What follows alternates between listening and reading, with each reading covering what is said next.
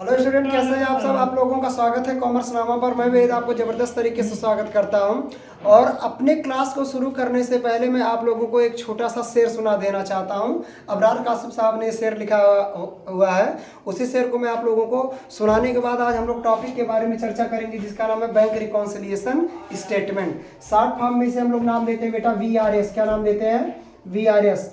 तो बहुत जगहों पर आप लोगों ने पढ़ा होगा, मैं ऐसा नहीं कह रहा कि नहीं पढ़ा होगा, आपके टीचर ने बहुत अच्छे से पढ़ाया होगा। लेकिन जो मेरे पास आए हैं, जो मुझसे पढ़ रहे हैं, ठीक है, चाहे मेरी ऑफलाइन क्लास में चाहे ऑनलाइन क्लास में, उनके लिए भी एक तरह का ऑफर मेरे पास है कि मतलब भैया आपने VRS बैंक रिकॉन्सिलिएशन स्टेटमेंट पढ़ा है तो सही वे में पढ़ा है या नहीं पढ़ा है, तो उसके लिए मैं आपको एक शेर अर्ज कर देना चाहता। शेर कुछ इस तरह से है, शेर कुछ इस तरह से है, ठीक है। हकीकत खून के आंसू तुझे रुलवाएगी जाना, हकीकत खून के आंसू तुझे रुलवाएगी जाना, तो अपने फैसले से बाद में बहुत पछताएगी जाना, तो अपने फैसले से बाद में बहुत पछताएगी जाना। मेरे कांधे पे मेरे भाइयों की जिम्मेदारी है, मेरे कांधे पे छोटे भाइयों की जिम्मेदारी है। मेरे माँ बाप बूढ़े हैं, बहन भी तो कंवारी है, मेरे माँ बाप बूढ़े हैं, बहन भी तो कंवारी है। बहे ना मौसमों के वार को तू सह न पाएगी, बहे ना मौसमों के वार को तू सह न पाएगी, और हवेली छोड़कर तू झोपड़े में रह न पाएगी, हवेली छोड़कर के झोपड़े में रह न पाएगी, हवेली छोड़कर भी झोपड़े में रह न पाएगी। और तेरी अमीरी मेरी मुफलसी को छल नहीं सकती, तेरी अमीरी मेरी मुफलसी को छल नहीं सकती, और तू नंगे पाँव भिखारिन पर तो चल नहीं सकती। इस एंटरटेनमेंट के साथ मैं VRS शुरू करता हूँ, बैंक रिकॉन्सिलिएशन स्टेटमेंट बनाने के लिए। जैसा कि आप लोग बेटा जानते हैं, कोई भी बंदा जो बिजनेस शुरू करता है, चाहे वो स्मॉल लेवल पर हो चाहे बड़े लेवल पर हो, कोई भी बंदा जिसके दिमाग में आइडिया होता है कि मुझे बिजनेस करना और एक बड़ा बिजनेसमैन बनना है, वो चाहता है बिजनेस करना, तो वो बिजनेस स्टार्ट करता है। और बिजनेस में क्या होता है बेटा, ट्रांजैक्शन मैंने पहले ही वीडियो से बताया था कि इस बिजनेस के अंदर, ठीक है, ये जो आपने बिजनेस बनाया है, क्या बनाया है, बिजनेस बनाया है, इसमें बाबू पैसा आएगा पैसा जाएगा, यानी कुल मिलाकर इसमें ट्रांजैक्शन होंगे। क्या होंगे बेटा? ट्रांजैक्शन होंगे। ट्रांजैक्शन का मतलब कुछ ट्रांजैक्शन होंगे जो मॉनेटरी टर्म के होंगे और कुछ ट्रांजैक्शन होंगे जो नॉन मॉनेटरी टर्म के होंगे। तो जो मॉनेटरी टर्म के ट्रांजैक्शन होते हैं उन्हें बुक ऑफ अकाउंट के अंदर लिखा जाता है, और जो नॉन मॉनेटरी होते हैं उन्हें बुक ऑफ अकाउंट के अंदर नहीं लिखा जाता है, ठीक है। तो इन वाले ट्रांजैक्शन को हम बुक ऑफ अकाउंट के अंदर नहीं लिखते हैं। अब अगर ट्रांजैक्शन हो गया तो हमारे ट्रांजैक्शन बेटा तो कैश के होने के साथ साथ हम बहुत सारे ऐसे ट्रांजैक्शन होते हैं जो बैंक के थ्रू भी करते हैं। कैश के साथ साथ किसके थ्रू करते हैं बेटा? बैंक के थ्रू भी करते हैं। ऐसा नहीं होता कि हमारे सारे ट्रांजैक्शन कैश के ही थ्रू होते हैं, बहुत सारे ऐसे ट्रांजैक्शन होते हैं मेरे बाबू कि जो ट्रांजैक्शन बैंक के थ्रू भी होते हैं। यानी क्या होता है कि हर बिजनेसमैन अपना एक अकाउंट बैंक के अंदर खोल लेता है। जो बिजनेसमैन जो अकाउंट बैंक के अंदर खोलता है उसे हम लोग करेंट अकाउंट बोलते हैं, जिसमें वो डेली क्या करता है, पैसे जमा भी कर सकता है और डेली पैसे निकाल भी सकता है। क्यों? लेकिन ध्यान देना, डेली का मतलब मेरे कहने का ये है कि वो वर्किंग आवर में, कौन से आवर में बेटा? वर्किंग आवर में। तो मैंने जो बैंक का वर्किंग आवर होगा केवल उसी में वो पैसे जमा कर सकता है, उसी में निकाल सकता है। नहीं रात ही का तू 10 बजे पहुंचो, बैंक के दरवाजा खटखटावे लागे तो पैसा निकले, बौरा की तरह नहीं निकलेगा। छुट्टियों के दिन बैंक बंद रहते हैं और उस दिन बैंक किसी भी तरह की कोई भी ट्रांजेक्शन नहीं करते हैं। तो जैसे ये बंदा क्या कर सकता है, ये अपने बिजनेस को कैश में भी करता है और बैंक में। तो ये जो बैंक अकाउंट होता है वो बैंक के अंदर खोला जाता है। जो बैंक के थ्रू जो ट्रांजैक्शन होते हैं उसके लिए बैंक अकाउंट खोला जाता है बैंक के अंदर। और कैश को मेंटेन करने के लिए हम लोग एक कैश बुक बनाते हैं। क्या बनाते हैं बेटा? Cash book. और बैंक के ट्रांजैक्शन को मेंटेन किया जाता है, वो किसके थ्रू मेंटेन होता है बेटा? पासबुक के थ्रू। इसी पासबुक का दूसरा नाम होता है बैंक स्टेटमेंट। क्या, कौन सा स्टेटमेंट होता है? Bank statement. जो कैश बुक होता है बेटा वो कौन बनाता है भैया? ये बिजनेस का मैन नहीं, बिजनेस ओनर बनाता है। कौन बनाता है? ये जो कैश बुक होता है कौन बनाता है? ओनर बनाता है। कौन बनाता है भैया? ओनर। और ये जो पासबुक होता है या बैंक स्टेटमेंट होता है, ये होता तो वैसे बैंक के कस्टमर का है, लेकिन इसमें जितने भी ट्रांजैक्शन होता है वो बैंक वाले करते हैं। मतलब इसमें आप कुछ कर नहीं सकते। मतलब आप पैसा केवल जमा कर सकते हो, पैसा निकाल सकते हो, इंटरेस्ट पा सकते हो, कमीशन दे सकते हो, ये सारा चीज़ आप बैंक के थ्रू कर सकते हो। लेकिन पासबुक में कोई भी एंट्री आप अपने पास से नहीं कर सकते हैं। ये होता तो कस्टमर का है, पासबुक जो होता है बेटा वो होता तो कस्टमर का, लेकिन जो इसमें एंट्री करता है उसका नाम क्या होता है? बैंक। और बैंक होता है वो अपने मन से एंट्री करेगा जब आप बैंक के थ्रू ट्रांजैक्शन करोगे, और जब पासबुक अपनी लेकर जाओगे तो बैंक उसमें एंट्री करेगा। अब क्या होता है, जितने भी एंट्री मैंने बताया था कैशबुक के अंदर यानी सीबी के अंदर होनी चाहिए, उतनी ही एंट्री हमारे पासबुक के अंदर होनी चाहिए। जितनी भी एंट्री हमारी कैशबुक के अंदर हो, मतलब हमने पैसा अगर जमा किया तो कैशबुक में भी जाएगा, पासबुक में भी जाएगा, यानी बैंक में भी जाएगा ना। अगर कोई भी चेक हमने दिया तो उसे कैशबुक से माइनस करेंगे, पासबुक से भी माइनस करेंगे। अगर हमको कोई चेक मिला है तो हम उसे कैशबुक में भी प्लस करेंगे और पासबुक के अंदर भी प्लस करेंगे। अगर बेटा कैशबुक में जो चीज़ें प्लस है वो पासबुक में भी प्लस है तो नो प्रॉब्लम, अगर इसमें माइनस है और इसमें माइनस है तब भी नो प्रॉब्लम। यानी दोनों ट्रांजैक्शन हमेशा सिमिलर होने चाहिए। यानी कहने का मतलब होता है कैशबुक की वैल्यू पासबुक के हमेशा क्या होनी चाहिए, बराबर होनी चाहिए। अगर कैशबुक की वैल्यू पासबुक के बराबर है तो बेटा कोई दिक्कत की कोई समस्या है ही नहीं, ठीक है। अगर कैशबुक की वैल्यू पासबुक के वैल्यू के बराबर है तो कोई समस्या है ही नहीं।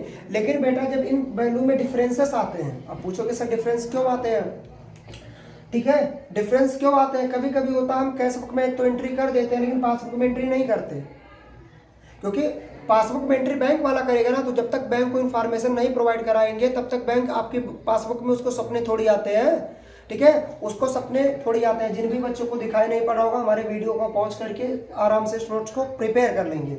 होना ये चाहिए क्योंकि कैशबुक तो आपके पास होता है, आप इसमें डायरेक्ट प्लस और माइनस कर सकते हो, लेकिन क्योंकि ये पासबुक जो होता है इसकी इन्फॉर्मेशन हमको बैंक को देनी होती है कि हमने क्या चीज़ किस डेट में कैशबुक में प्लस की है, और आपको भी उसी डेट में पासबुक को प्लस करना चाहिए। अगर दोनों टाइम प्लस दोनों टाइम पे माइनस हो रहे हैं तब तो समस्याओं कोई समस्या नहीं।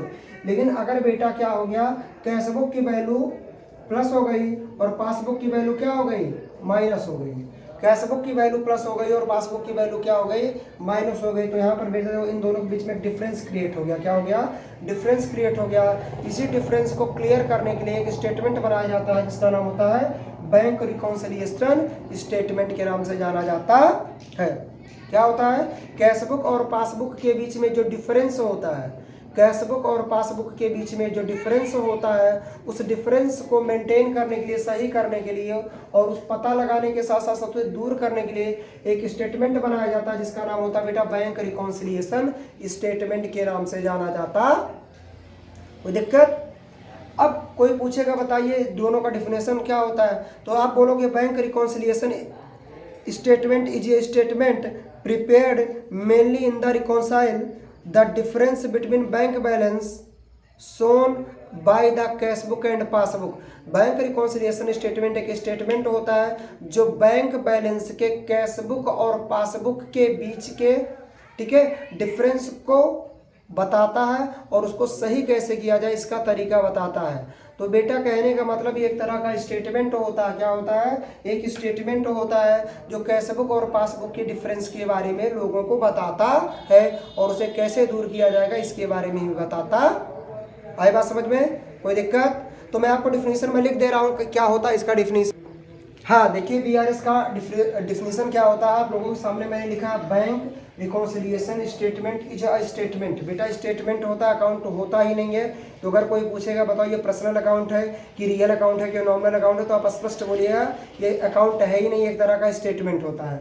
तो bank reconciliation statement is a statement prepared mainly to reconcile, ये पता लगाने के लिए डिफरेंस बिटवीन द बैंक, यहाँ पर देख लीजिए किसका difference, bank balance shown by the cashbook and passbook. इसका काम होता है बेटा कैशबुक और पासबुक के बीच में जो डिफरेंस आए हैं, क्या है, डिफरेंस आए हैं उसको पता करने के लिए हम कौन सा स्टेटमेंट बेटा बनाते हैं, बैंक रिकॉन्सिलिएशन स्टेटमेंट बनाया जाता है। कौन सा स्टेटमेंट बनाया जाता है बेटा, बैंक रिकॉन्सिलिएशन स्टेटमेंट बनाया जाता है। आई बात समझ में? अब डिफरेंस आते कैसे हैं, ठीक है, तो आप लोगों को मैं बता रहा हूं काज, अगला टॉपिक है CAUS काज, ठीक है, कॉजेज ऑफ डिफरेंस बिटवीन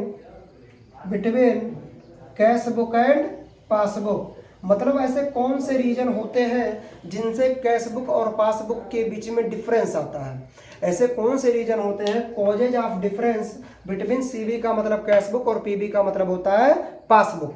तो इसमें पहला नंबर पर होता है, पहले जो नंबर पे आता है difference caused by time gap. पहला अंतर किस वजह से आता है, difference caused by time gap. पहला जो गैप आता है बेटा वो टाइम की वजह से होता है। किसकी वजह से? Difference caused by time gap. Time gap की वजह से सीबी और पीबी के बीच में डिफरेंस आ जाता है। सीबी में और पीबी में डिफरेंस टाइम गैप की वजह से आ जाता है। अब पूछोगे सर जी टाइम गैप क्या होता है, तो ध्यान से देखिए, मैं यहाँ पर एक डायग्राम, देखो यहाँ पर इसको लगाने का सबसे आसान तरीका, यहाँ पर बना लो बेटा सीबी और यहाँ पर क्या बना लो बेटा पीबी। समझ में आ रही है मेरी बात? देखो अब हमने क्या किया, मान लीजिए यहाँ पर एक डेट लिखा, मान लीजिए आज की डेट है, मान लीजिए हमने 6 तारीख है, 6 तारीख 11 महीना 2022 में हमने एक चेक इशू किया पेमेंट करने के लिए। 6 तारीख 11 महीना सन 2022 में मैंने एक चेक इशू किया पेमेंट करने के लिए। तो जब भी हम चेक इशू करेंगे पेमेंट करने के लिए कि जा सिमरन अपनी जिंदगी को क्या कर ले, जी ले, तो हम अपने तुरंत फेसबुक को क्या कर देंगे बेटा, माइनस कर देंगे। क्या कर देंगे? माइनस कर देंगे।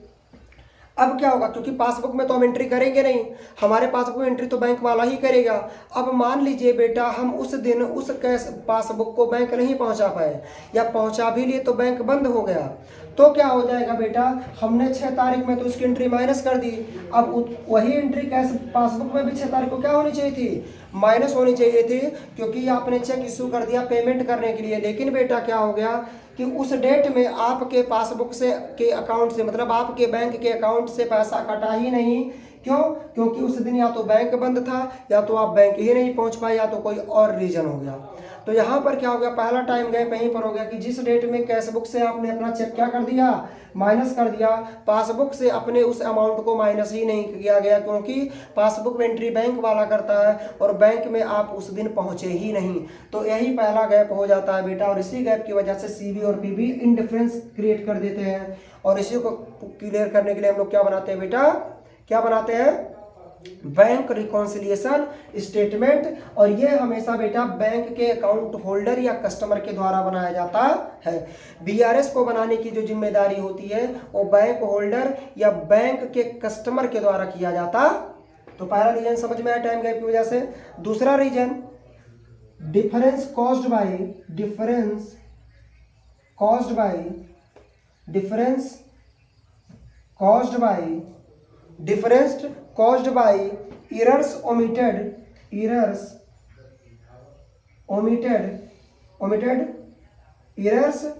दिखाई पड़ रहा नहीं होगा तो आप लोग वीडियो को क्या करिएगा, पॉज कर लीजिएगा, ठीक है। errors committed errors committed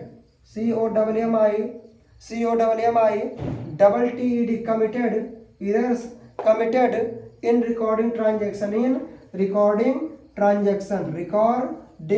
transaction. दूसरी गलती कहाँ से होती है बेटा, दूसरी गलतफहमी यहाँ से पैदा होती है, difference called by committed in recording transaction.